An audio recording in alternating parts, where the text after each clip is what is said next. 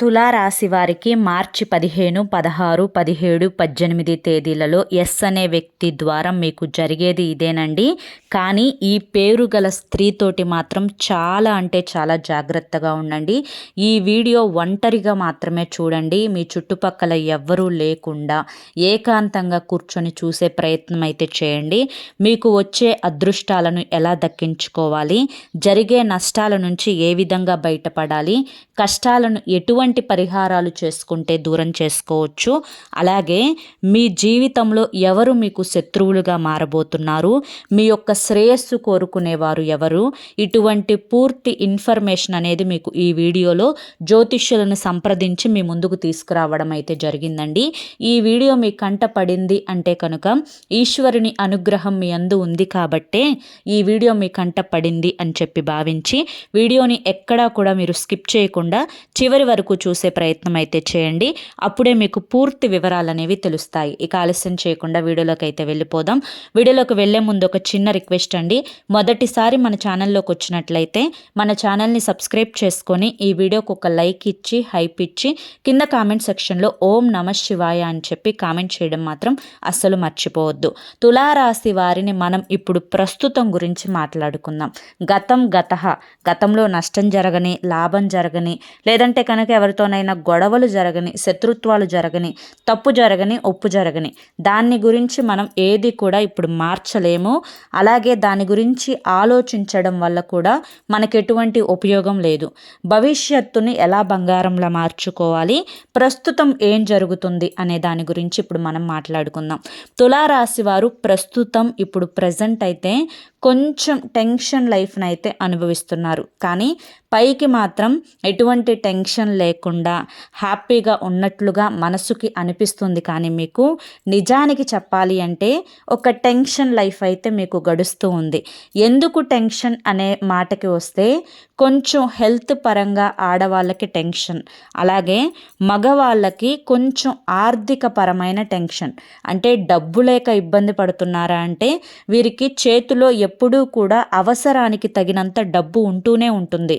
కానీ ఏవైతే వీరు కొన్ని ప్రయత్నాలను, కొన్ని పనులను మొదలు పెట్టారో వాటి కోసం కొన్ని పెట్టుబడులు పెట్టి దానికి ఇంకాస్త మెరుగు పెడితే బాగుంటుంది అన్న ఉద్దేశంతో కాస్తంత వేరే చాట అప్పులు తీసుకురావడం, వాటికి మళ్ళీ ఇంత వడ్డీలు అనవసరంగా కట్టాల్సి వస్తుందే అని చెప్పి, అయినా కూడా తప్పడం లేదే అని చెప్పి కొంచెం మానసికమైన ఒత్తిడి, అలాగే పని అందు కూడా కొంచెం స్ట్రెస్ఫుల్, అంటే పని ఎక్కువగా ఉండటం వల్ల కాస్తంత బిజీ అనేది మీ యొక్క లైఫ్లో పెరిగిపోవడం వల్ల కొంచెం అన్నం తినడానికి కూడా ఖాళీ లేకపోవడం, కాస్త ఫ్రీగా మీరు కుటుంబంతో స్పెండ్ చేయడానికి కూడా టైం లేకపోవడం, ఒకరి మీద వదిలిపెట్టి కుటుంబంతో హ్యాపీగా ఉందాము అంటే ఒకరి మీద వదిలిపెట్టడం కరెక్ట్ కాదు, మన యొక్క డబ్బు వారు తింటారేమో అని చెప్పి భయపడిపోతూ ఉండటం, ఇలా 4 రకాలుగా ఆలోచిస్తూ కొంచెం స్ట్రెస్ఫుల్ లైఫ్ని అయితే అనుభవిస్తున్నారు అని చెప్పుకోవచ్చు.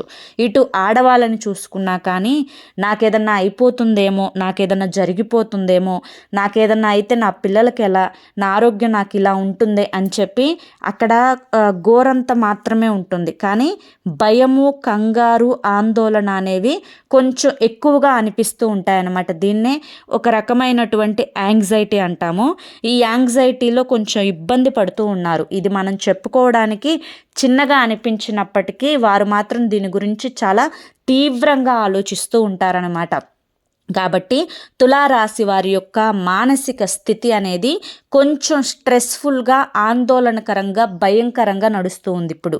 అయితే మీరు ఈ యొక్క స్ట్రెస్ఫుల్, ఆందోళనకరంగా, భయంకరంగా మీ యొక్క జీవితంలో మీకు మానసిక స్థితి ఈ రకంగా ఉండటానికి ఏదైనా కారణమైనప్పటికీ దానికి పరిహారం అనేది నేను చెప్తాను.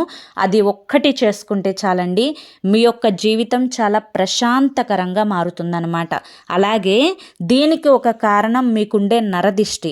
మీరు ఏదో సంపాదిస్తున్నారు, సంతోషంగా ఉంటున్నారు, ఆనందంగా ఉంటున్నారు, మీకు ఎటువంటి దిగులు లేదు, ఎటువంటి ఇబ్బందులు మీకు లేవు, మీరు చాలా హ్యాపీ జీవితాన్ని అనుభవిస్తున్నారు అని చెప్పి చుట్టుపక్కల బయట వాళ్ళు కాదు, చుట్టుపక్కల మీ బంధువులు ఎవరైతే ఉంటారో ఆ బంధువులే మీ మీద పడి ఎక్కువగా ఏడుస్తూ ఉంటారు. ఏదో ఒక రకంగా మీ మీద ఏడ్చి ఆ యొక్క మాటలని అంటూ ఉంటారనమాట. ఎప్పుడైనా కానీ అనంగా ఒక మాట తగులుతుంది అంటారు. అలాగే వారి యొక్క మాటల వల్ల కూడా కొంచెం మీ యొక్క మానసిక స్థితి డిస్టర్బెన్స్ అనేది ఏర్పడుతూ ఉంది. అలాగే ఎప్పుడూ కూడా ఒకే ఒక్క మాట గుర్తుంచుకోండి, ఇక్కడ ఎవరైనా పుట్టుక అనేది ఎంత నిజమో ఎవరిదైనా కానీ చావు అనేది కూడా అంతే వాస్తవం. ఎప్పుడైనా కానీ ఎవరమైనా కానీ ఒక రోజున ఒకరు ముందు ఒకరు వెనుక పోతారంతే, కానీ పోవడం అయితే మాత్రం పక్కా కదా. కాబట్టి ఈ చిన్న జీవితంలో భగవంతుడు మీకు చాలా రకాలైనటువంటి సంతోషాలను ఇచ్చారు, ఆనందాలను ఇచ్చారు. ఎప్పుడైనా కానీ మీకంటే ఎక్కువ ఉన్న వాళ్ళని కాకుండా మీకంటే తక్కువ స్థాయిలో ఉండవారితోటి మీరు పోల్చుకొని చూడండి. అప్పుడు మీ యొక్క మనసుకి చాలా ప్రశాంతత అనేది ఏర్పడుతుందన్నమాట. కాబట్టి ఉన్నదాంతో తృప్తి పడడం, లేని దాని గురించి అతిగా ఆశపడకుండా ఉండటం.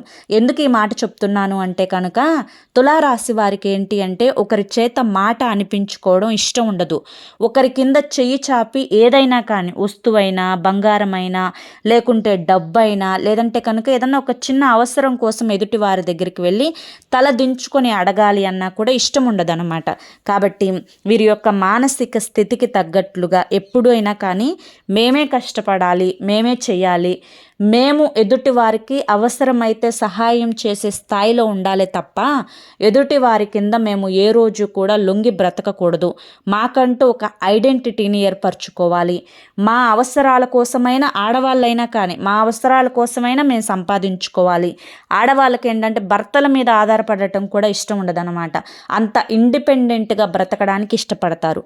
మగవాళ్ళకి ఏంటి అంటే కనుక వాళ్ళకంటే నేను ఎప్పుడూ పై స్థాయిలోనే ఉండాలి. వీళ్ళకి మీరు ఒప్పుకోకపోయినా ఒక మాట అనుకుంటారు. మీరేంటి అంటే కనుక ఒకరికంటే నేను ఎప్పుడు తక్కువ కాదు, ఒకరికంటే నేను ఎప్పుడు ఎక్కువే, నాలాగా ఎవరు ఆలోచించరు, నేను చాలా తెలివిగా ఉంటాను అని చెప్పి. నిజానికి వాస్తవమేది. తులారాశి వారు చాలా తెలివైన వారు.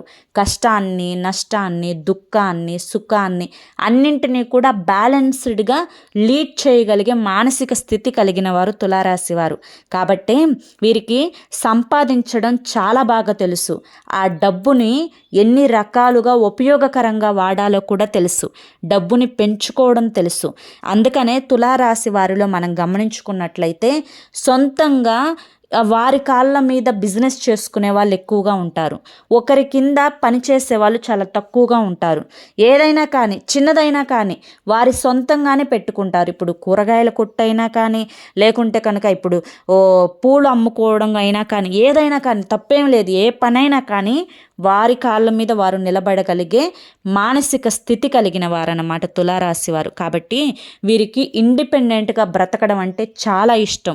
ఒకరి కింద ఎప్పుడూ కూడా దిగజారకూడదు, లొంగకూడదు అనుకుంటారు.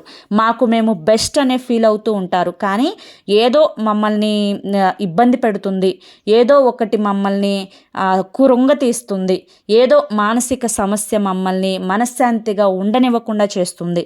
నాకు కుటుంబ పరంగా దిగులు లేదు, డబ్బు పరంగా దిగులు లేదు, నా బిడ్డల పరంగా నాకు దిగులు లేదు, కానీ నా ఆరోగ్య పరంగానే నేను కొంచెం ఎక్కువగా ఆలోచిస్తూ ఉంటున్నాను, కొంచెం ఎక్కువగా భయపడుతూ ఉన్నాను, కొంచెం ఎక్కువగా టెన్షన్ పడుతూ ఉన్నాను అని చెప్పి ఈ విధమైన మానసిక స్థితిలో తులారాశి వారి స్త్రీలు ఎక్కువగా ఉంటారు. పురుషులు కూడా కొంచెం ఇబ్బందికరంగా మాటలు అనేవి ఎదుటి వారి నుంచి తీసుకోలేరు. ఎదుటి వారిని ఏదైనా కూడా మొహాన్ని అడిగేసేస్తారు.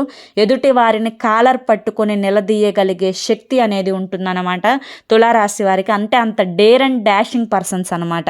వీరిని చేసుకున్న స్త్రీలు కూడా చాలా లక్కీ పర్సన్స్ అని చెప్పుకోవచ్చు. ఎందుకంటే ఏ అమ్మాయి అయినా కానీ ఒక అబ్బాయిలో ఎటువంటి క్వాలిటీస్ ఉండాలో అటువంటి క్వాలిటీస్ అన్నీ కూడా తులారాశి యొక్క పురుషుల్లో ఉంటాయి అన్నమాట.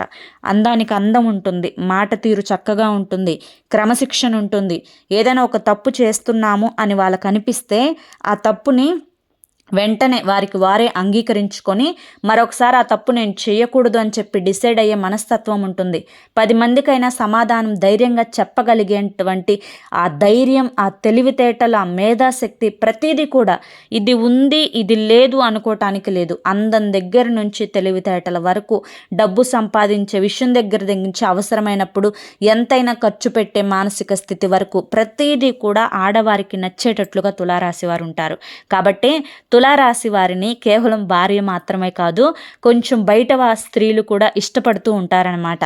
అది వారికి తెలుస్తుంది. కాబట్టి తులారాశి వారు అనుకుంటూ ఉంటారు, మేము చాలా బెటర్ కదా, మేము చాలా అందంగా ఉన్నాం కాబట్టి ఆ అమ్మాయి మా వైపు చూస్తుంది, ఆ అమ్మాయి మాతో మాట్లాడటానికి ఇష్టపడుతుంది, మాతో స్నేహం చేయాలి అనుకుంటుంది. అలా ఎదుటి వారి యొక్క మనోభావాలను కూడా చదవగలిగే అంత తెలివితేటలు తులారాశి వారిలో ఉంటాయన్నమాట.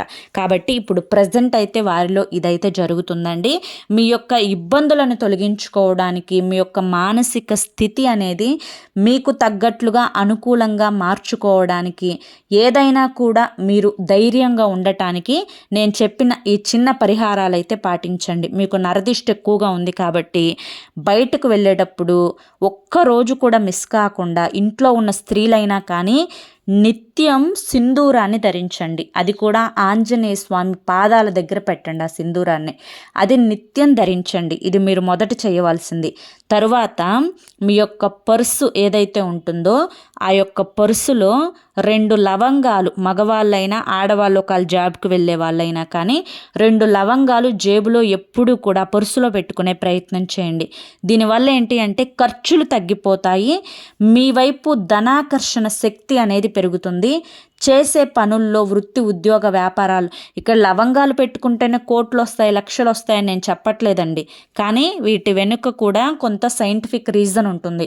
కాబట్టి మీరు చేసే కష్టం మీరు చేయాలి, మీరు చేసే తెలివితేటలు మీరు ఉపయోగించుకోవాలి. కానీ వాటికి తోడుగా భగవంతుని అనుగ్రహం. కొంతమంది అంటారు, ఎంత కష్టపడుతున్నా మా దగ్గర రూపాయి నిలవట్లేదు అంటే దానికి కనీసం ఆవగింజంత అదృష్టం ఉండాలన్నమాట. ఆ ఆవగింజంత అదృష్టం దక్కాలి అంటే భగవంతుని అనుగ్రహం కావాలి, భగవంతుని చూపు మన మీద పడాలి. కాబట్టి ఇటువంటి పరిహారాలు చేసుకోవాలి అని చెప్పి మన శాస్త్రాలు కూడా చెబుతున్నాయి.